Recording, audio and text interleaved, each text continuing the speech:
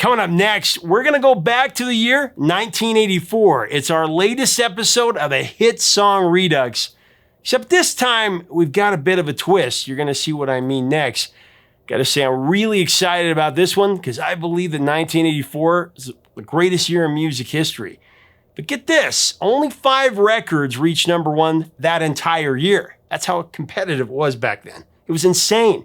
Records by Michael Jackson and Prince and Bruce Springsteen and Huey Lewis and the News and Footloose were the only ones to achieve chart supremacy. So which one of those made it on today's countdown? Who else got close? As always, we're going to re-rank these top 10 contenders based on their impact on the world since then. A new little shuffle we got at the end. Which one's going to be number 1 40 years later? Well, there's some real rock legends in this one. Will it be the Mighty Rush? Could it be Van Halen? Maybe a one-hit wonder. Get ready for an epic top 10 countdown coming up next on Professor of Rock. Hey, music junkies, Professor of Rock, always here to celebrate the greatest artists and the greatest songs of all time. You know, if you remember the Bernstein Bears, you're going to dig this channel of deep musical nostalgia. I just bought a book of the Bernstein Bears the other day for my kids. Make sure to subscribe below right now to be a part of our Music History Daily straight from the artist, and to become an honorary producer on our Patreon, click on the link in the description. Also, you can check out our new merch below. That's right, people. It's that time again. It's time for the latest edition of our show, the Hit Song Redux. Of course, this is where we travel back to a specific week in the golden era of rock and roll. And we re-rank the top 10 records of this very same week based on how much the world has listened to them since then. This time we're going to try something a little new though. We're counting down the top 10 albums from that week. But as always, we've included artist interviews, behind the scenes stories, and in-depth commentary. This one is going to be fun. As we start, of course, I want to pay tribute to the great Casey Kasem. This show was inspired by his American Top 40 Countdown. We all grew up with it, and this is an unabashed tribute to him. So let's get into the pop culture review to set the mood.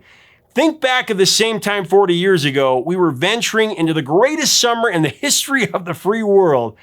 You could also argue it was the greatest year for blockbuster movies as well. Talking Indiana Jones and the Temple of Doom, Gremlins, The Karate Kid, Ghostbusters, just to name a few. Don't believe me. You will, Dr. Jones. Gremlins. Ghostbusters. Both Temple of Doom and Gremlins came under scrutiny that summer for some of their more violent scenes. In response, Steven Spielberg, who was involved with both films, suggested that the Motion Picture Association of America amend its rating system, which then led to the new PG-13 rating. There's your trivia on that one. Television was really good that summer. You're probably watching some reruns of the Harry Anderson, John Larroquette situation comedy Night Court, one of my favorites.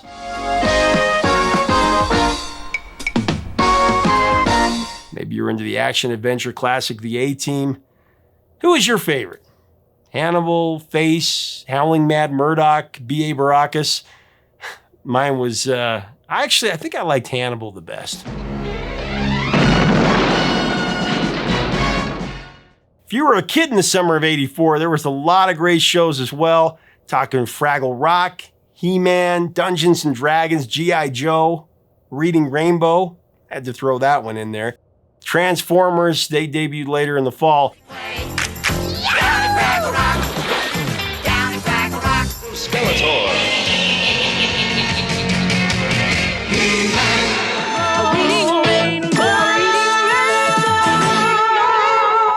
Man, growing up in the 80s, being a kid in the 80s, coming of age in that time, really something special. So let's get into it. The album charts of late May 1984, starting us off at number 10, it's a holy trinity of prog rock, the one and only Geddy Lee, Alex Lifeson, and Neil Peart, also known as Rush. The album, it's their 10th studio record, Grace Under Pressure. Grace Under Pressure was released on April 12, 1984, and was already their 4th album of the 80s. They were really busy back then. Permanent Waves, of course, dropped in 80, Moving Pictures in 81, and Signals in 82. The title was inspired by a quote from American author Ernest Hemingway, "Courage is grace under pressure." Of course, Neil Peart was an avid reader. He came up with the title after reflecting on the mood of the album's recording sessions. Following the conclusion of their tour for Signals in mid-'83, Rush, ever the workaholics, started writing new material soon after in August. However, this time around, the team was missing a familiar face, longtime producer Terry Brown. Of course, had worked with Rush for a decade. But it was nothing he did. Rather, the band just wanted to go in a new direction. As it was, the split was hard for both parties, but they parted on good terms. Rush eventually recorded the album with Peter Henderson. One thing that did remain the same was Rush's development of their 80s synth-oriented sound. Previously heard on Moving Pictures and, of course, on Signals.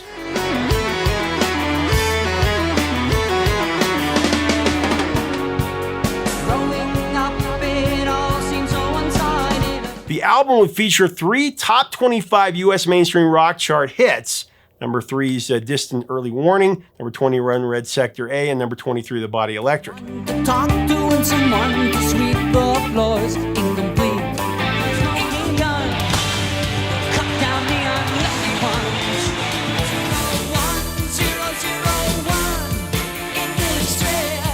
Grace Under Pressure would go no higher than number 10 on the Billboard 200. However, in the UK, it would reach number 5, and in their home country of Canada, big at number 4. Coming in at number 9, it was a superstar in the making from New York. It's She's So Unusual by Cyndi Lauper. So She's So Unusual was Cyndi's solo debut. It was released on October 14th of '83. Indicative of the control that Cyndi Lauper's label Portrait Records had over the album, half of this album was composed of covers, opening with the Brain's signature song Money Changes Everything, and then other covers that were included. There was Jewel Shear's All Through the Night. That was a big hit. Robert Hazard's 1979 single Girls Just Want to Have Fun, and Prince's When You Were Mine. All through the night. Oh, girls just wanna have. That's all they really want. I love you more than I did when you were mine. The album also spawned one of the 80s defining singles, chart-topping Time After Time. We've covered that before. That's a song that proves Cyndi's skills as a songwriter. Time after time. Teaming up with her for this epic track was Rob Hyman and Eric Bazillion, comprised of the 80s new wave rock outfit The Hooters.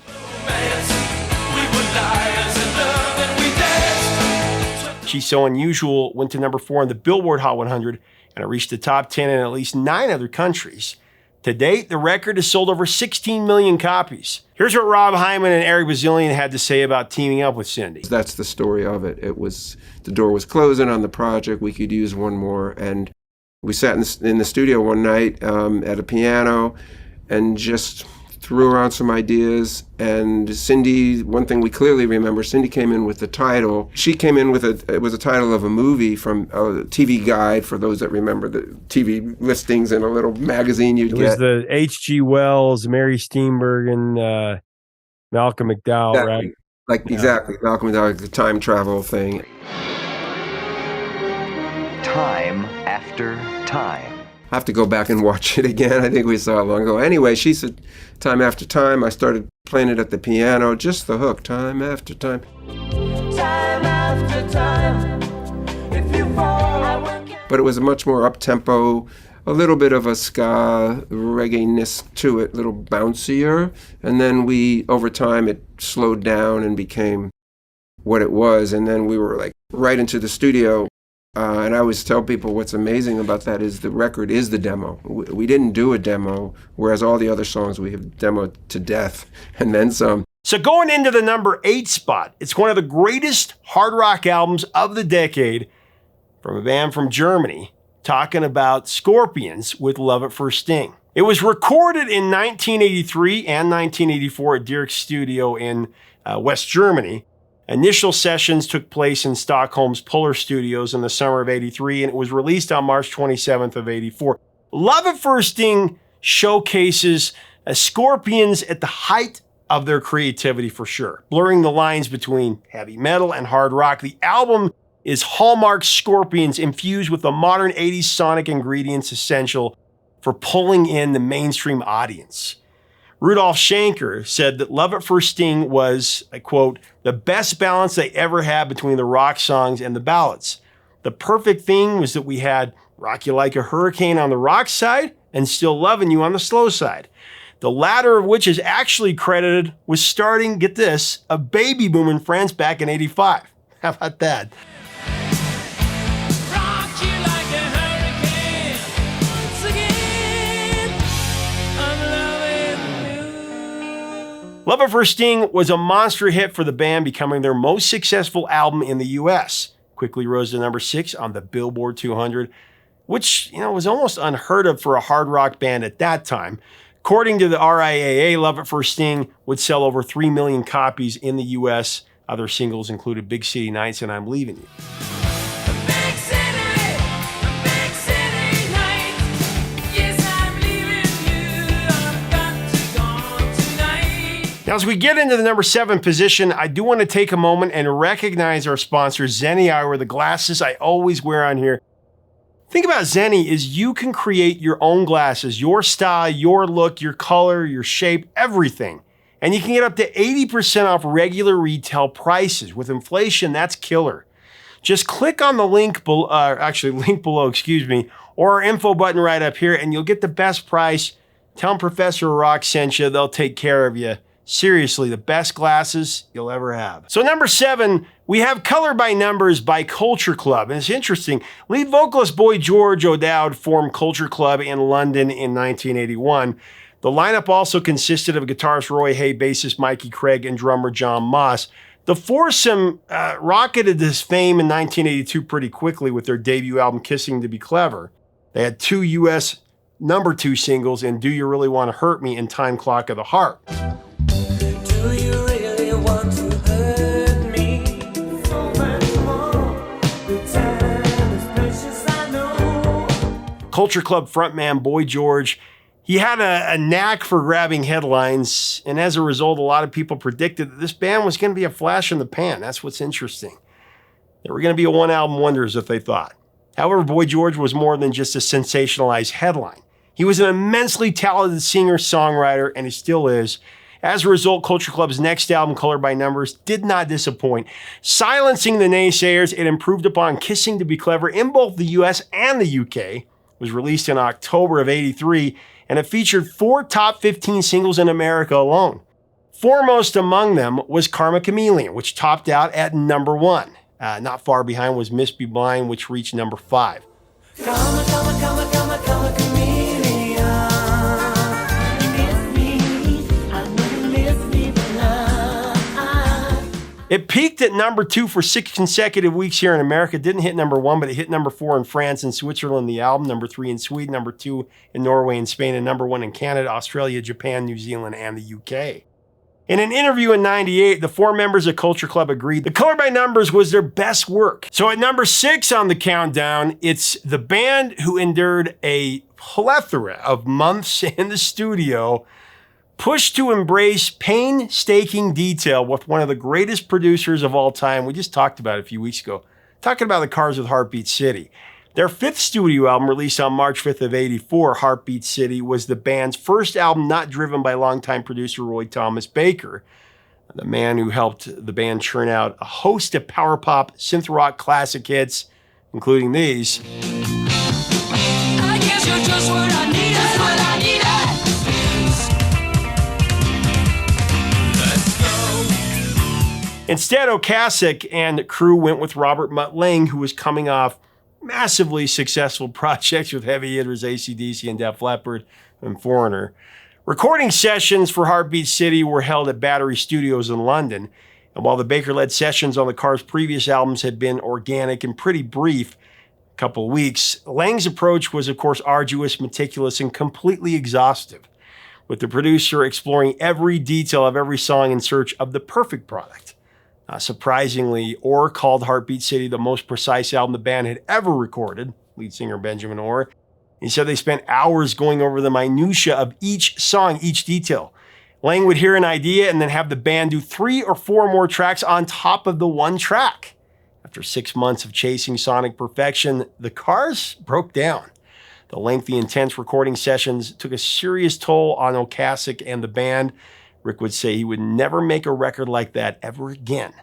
Sadly, the sheer exhaustion of creating it proved to be the beginning of the end for the band. We talked about that when we covered Drive a few weeks ago. But it was a monster record. It reached number 3 on the Billboard 200 and produced 6 singles, 4 of which reached the top 20 on the Hot 100. Magic, Drive, Hello Again, and You Might Think. So, the results were there.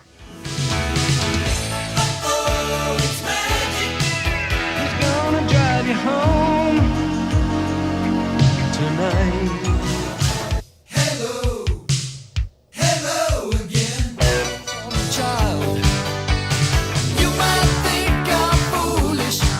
So halfway through the chart at number 5, it's another one of those 5 albums to reach that coveted number 1 spot in 84. Remember, there were only 5. From the bar band that kicked everybody's butt from 84 to 87, it's Sports by Good Time American rockers Huey Lewis and the News. So this album, a lot of people don't realize it was originally scheduled for release in late 1982. Their third album, Sports, was held back for nearly a full year. It finally hit the shelves in September of 83. Huey Lewis and the News honed their tight bar band sound with great success on Sports. Nearly half the album's 9 tracks became hit singles. Though none of the songs managed to top the charts, but Heart and Soul, I Want a New Drug, If This Is It, and The Heart of Rock and Roll were all top 10 smashes. A 5th single, Walking on a Thin Line, that made it into the top 40. Cause she's heart and soul. I want a new drug, one that won't hurt my head. Heart of rock and roll, to be done. Sports topped the Billboard 200 for just 1 week in June 30th of 1984, and they had an impressive 160 weeks overall. Internationally, it had a lot of success as well, reached the top 40 in multiple countries. Here's what Huey Lewis said about it. We go to the Agora in Cleveland, and we're like our first gig we ever have there, and it was an unbelievable gig, and the fans were just tremendous. And they were, and generally they're better fans in Cleveland than they are in San Francisco. They really are, and they're more appreciative. And so we'd had this great gig, and in the morning we're driving out, and I bought this T-shirt that shows the skyline of Cleveland, and it's smoky, industrial looking town, and it says, you gotta be tough. Cleveland, you gotta be tough. You know what? And it hit me. I said, you know what, guys? The heart of rock and roll is in Cleveland. It really is. Say the heart of rock and roll is still beating, and for what I see. Wow, that's a pretty good title for a song. And they went, heart of rock and roll is in Cleveland? So, okay. So then I reformed it to be the heart of rock and roll is still beating. But that was the idea. The idea was that there's real rock and roll in other places than LA and New York. Music is of the people. So grabbing the number 4 spot, it's the most fitting album title for today's countdown. Can you guess it? Perfect album title. The Mighty Van Halen, 1984. The release in 1984 was a pivotal crossroads for America's favorite party band. They were making the jump to become the world's biggest rock band. It was released at the very beginning of 84, January 9th, and it was Van Halen's number 6 studio LP. It was poised to become a mega-selling album. The 5 preceding albums, Van Halen had all steadily risen on the ranks of the Billboard 200. First one went to 19, then to number 6, then to number 6 again, then to number 5, and Diver Down went to number 3. But this one beat them all. It went all the way to number 2. The making in 1984 was surrounded by bitter tension and the fracturing relationship between the band's 2 iconic leaders. I'm talking about Eddie Van Halen and Diamond Dave, David Lee Roth. Frustrated by his experience while recording the band's 2 previous records, Eddie Van Halen made stringent efforts to exercise greater artistic control of 84. A major step included setting up his own studio, 5150, where he insisted that this album be recorded. He was successful in persuading his fellow members to allow, of course, the use of synthesizers in their music. Eddie Van Halen's enthusiasm for the synth was vindicated when Jump became a massive hit, reaching number 1 in the US for 5 weeks, and went to number 4 in the UK. All Wait and Panama, they both reached the US top 20 as well, and Hot for Teacher was big on MTV. Might as well jump. Boy, jump.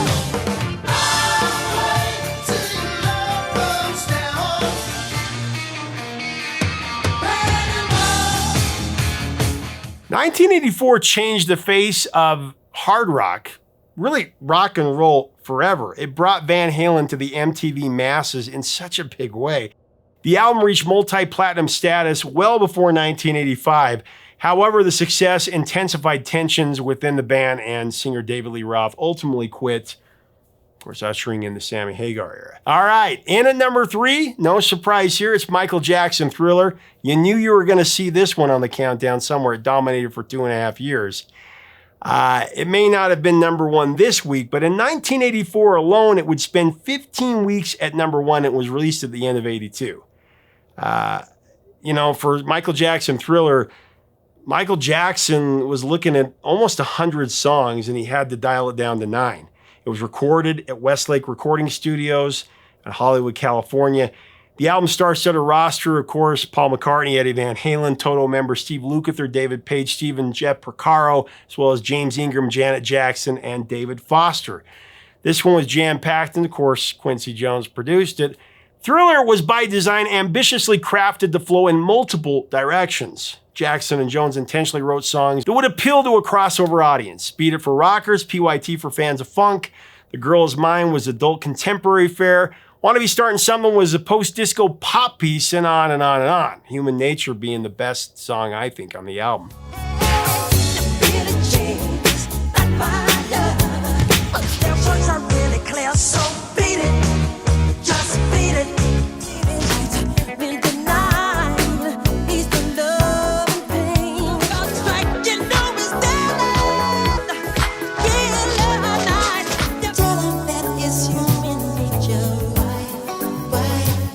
Thriller dropped on December 1st of 82, and by the end of 83, it would sell a mind-blowing 13 million copies in the US alone and 22 million worldwide. At its sales peak, Thriller was selling 500,000 copies a week. It also spent an unbelievable 37 weeks at number 1 on the Billboard charts. The album became a multimedia cultural phenomenon that has never been matched. Talk all you want about Taylor Swift, not even close to Thriller. It was embraced by fans of rock as well as fans of R&B and pop, and it reached beyond America to every populated continent. It featured 7 top 10 hits a record, including Human Nature, like I mentioned, which at this point was keeping Thriller in the top 5 because it was going up the charts in 84. So we made it to number 2 with a man who is now a judge on American Idol, but in 1984 he was the pop icon at the top of the charts. It's Can't Slow Down by Lionel Richie. During this time with the Commodores, Richie gradually transitioned the band from straight-up soul and funk to a more commercial pop sound.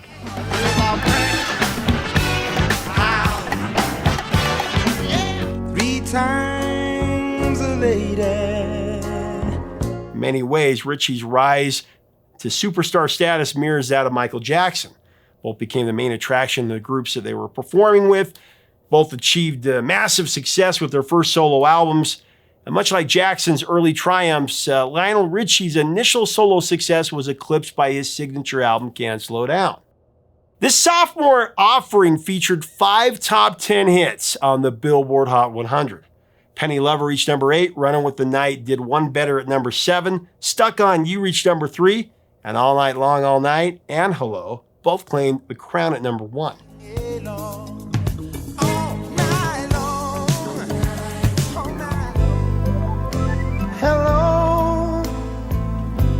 Not unlike Michael Jackson's Thriller, Can't Slow Down featured a number of big-name collaborators. Toto was back here as well, Steve Lukather and Jeff Porcaro, David Foster as well, Peter Banks, future adult contemporary artist Richard Marx. Also contributing as co-writers with Richie were lyricist Cynthia Weil and her late husband, Barry Mann.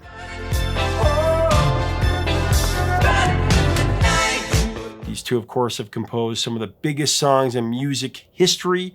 You've Lost That Love and Feeling to name one.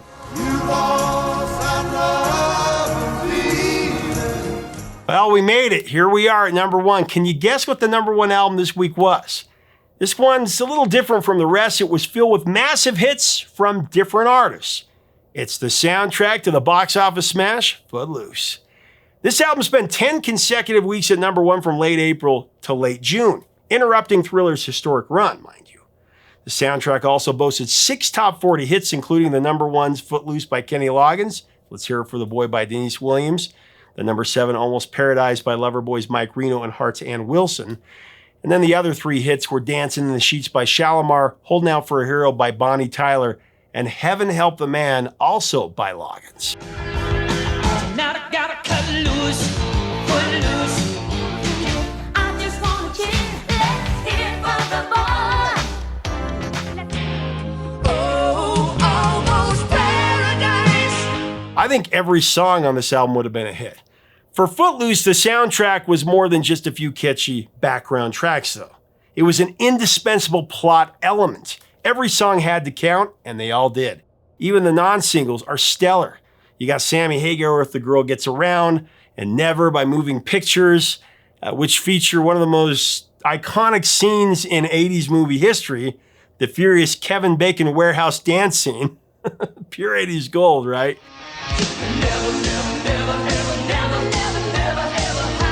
Not only did the Footloose soundtrack top the US charts, it also went to top 10 everywhere else. Number 10 in Sweden, number 7 in the UK, number 4 in Italy, number 3 in Germany and Finland, number 2 in Norway and Australia, and number 1 in Canada, Switzerland, Iceland, and Austria. The album was subsequently nominated for a Grammy, with Dean Pitchford sharing the nomination with Kenny Loggins, Eric Carmen, Jim Steinman, and Sammy Hagar, among many others. 2 songs, Footloose and Let's Hear It for the Boy, were also nominated for Best Song at the 1985 Academy Awards. All right, here's a quick take on Footloose from some of the biggest artists on the album. I've interviewed them all.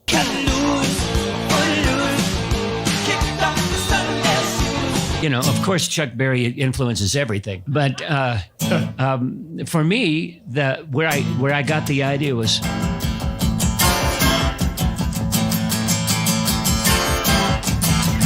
devil with a blue dress, blue dress, blue dress, devil with a blue dress on. Devil with the blue dress, blue dress, blue dress, devil with the blue dress on. So I just took that and went, okay. We're pulling loose, kick out the Sunday's juice. Because, you know, you got a winning thing there. You can't lose with A-D, A-D, A-D. We go over to Dean Pitchford's house. I think it's Dean Pitchford and Tom Snow. And they're at the piano and they're playing this little song, you know. And so they give us the music after, you know, they give us a cassette. So we leave. And so we get in the car and George said, we're not doing that song. I said, oh, yes, we are. He said, we're not doing that song. Did you hear that song? I said, George, I just read an article that is calling me one of the greatest balladeers of my generation. I said, but I can do up-tempo things. And then I said, let's do this. So he said, we're not doing this song. And I said, okay. So, you know, to me, the head is important, but the neck controls the head. So I went to the neck. I went to George's wife, Corrine. I said, Corrine, George doesn't want to do this song, and I want to do it. I believe it's going to be a hit. So the next thing I know, George says, okay, we'll do the song. All right, so trying to figure out which of these albums was the biggest 40 years later wasn't all that hard, right? Since one of them towers above the rest in terms of sales, streams, and pop culture impact. However, albums 2 through 10, that's another story entirely. So many of these records are massively iconic decades later, and I really wasn't sure how this was all going to play out. So to come to some sort of conclusion, a fair conclusion, I weighed a number of factors, including categories such as number of albums sold, total album streams, the strength of the singles, and the number of pop culture appearances. Then taking all this information and comparing the numbers, I gave each album a score out of 40, which I have to say in no way reflects the quality of each album or how much I personally like it. The only thing this score indicates is how well each album has performed compared to the other albums on this countdown since then, you know, in the long run. I'm not claiming that this is an exact science. I tried, I did the best I could. So without further ado, here is the re-ranked top 10 albums from the same week in 1984. Coming in at number 10, it's Rush's Grace Under Pressure. This was a hard one for me because I'm such a big Rush fan, but compared to the other records on this list, Grace Under Pressure, let's just say it's underrated. For instance, it garnered just over 1 million albums sold, streams are around 30 million, and with really a non-existent pop culture presence and no Hot 100 singles, that's why it's at number 10. Coming in at number 9 is the Scorpions with Love at First Sting, with roughly 3.5 million albums sold and 560 million streams. The Scorpions put up really impressive numbers. However, compared to the other albums, it lags. In at number 8 is Heartbeat City by the Cars. In my mind, this album is a power pop masterpiece, so a little disappointing it's not gotten as much attention over the years.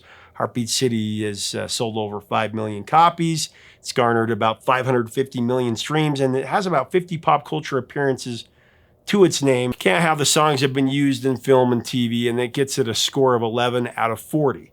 Coming in at number 7, it's Huey Lewis in the News and Sports, moving somewhere between 9 and 10 million copies, where you look, I guess. Yeah, the streams were quite a bit lower here with 140 million, but the record did fire off 4 top 10 singles, which is more than any of the previous albums so far. So that, along with the big leap in albums sold, landed it at number 7 with a score of 12 out of 40. At number 6 is Culture Club with Color by Numbers. This one was bigger than I remembered, with estimates of albums sold ranging between 10 and 15 million. Streams are up to 700 million. And I found something like 75 pop culture references from the album. Final score is 20. At number 5, I've got 1984 by Van Halen. Now, this one was kind of tricky because I've seen estimates of albums sold as low as 12 million and as high as 20 million. So that was a little more difficult. Color by Numbers may or may not have sold more albums. That was a little tough, but what really puts 1984 up there is the number of streams, which is around 1.5 billion. Taking all things into consideration, Van Halen just beats Culture Club with a total of 22 points.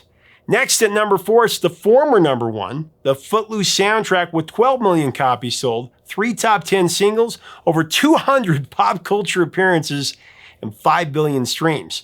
Put it all together, and Kenny Loggins and company tallied 25 points. All right, we're getting close. And at number 3, surprisingly, it's essentially a tie between She's So Unusual by Cyndi Lauper and Can't Slow Down by Lionel Richie. Each album scored 27 points. Overall, the numbers were pretty close. Cyndi sold 16 million copies of hers. Lionel sold 20. Cyndi boasted 4 top 10 singles. Lionel had 5. She's So Unusual had about 2 billion streams. Can't Slow Down had around 660 million. Both albums also had about 250 pop culture appearances. So that's number 3 and number 2, and it's number 2 by an inch. It's Lionel at number 2 and Cyndi at number 3. Well, number 1, that one's easy. I'm sure you all guessed this one before we even started. The number 1 album from this same week in '84 is none other than Michael Jackson's Thriller, and it's not close. The biggest selling album of all time. Estimates vary on this one between 100 and 130 million albums sold. That's more than 5 times more than any other album on this list, or pretty much any other list, right? Thriller also tallied about 4.5 billion streams, had 7 top 10 singles, and about 350 pop culture placements. It scored a 37 out of 40, blowing the competition away. So there it is, your new top 10. What do you think? Did we get it right here? Are there other categories and metrics that I should have measured?